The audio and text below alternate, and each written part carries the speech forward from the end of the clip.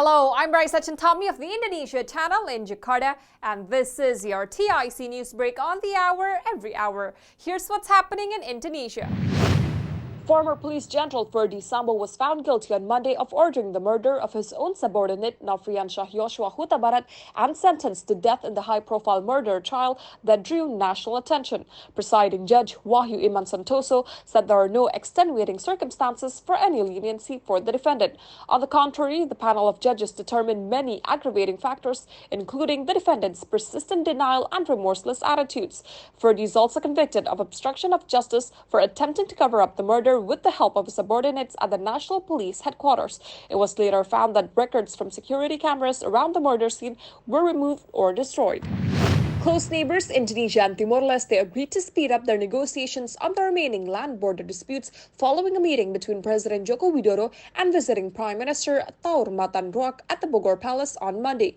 Both countries are planning to step up discussions on establishing economic zones in the East Nusa Tenggara (OECAS) borders. To give a further boost to the economy at the borders, Jokowi said both countries have agreed to start the negotiations on a bilateral investment treaty.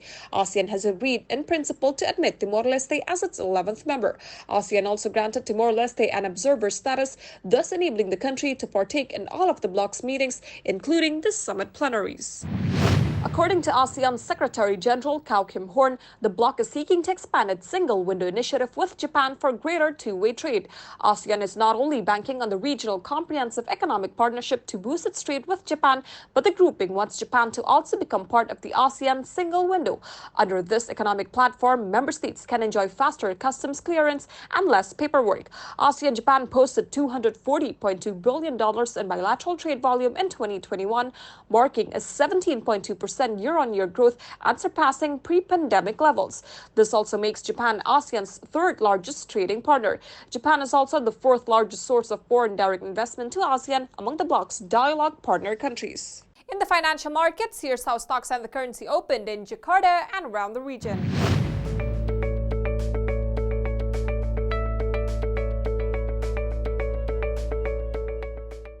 If you're heading to Indonesia or traveling within the country, here's the weather forecast for major destinations.